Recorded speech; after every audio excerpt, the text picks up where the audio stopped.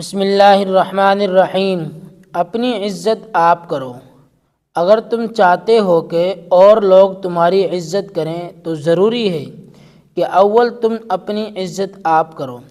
اس بات سے تم کو تعجب ہوگا کہ آپ اپنی عزت کیوں کریں؟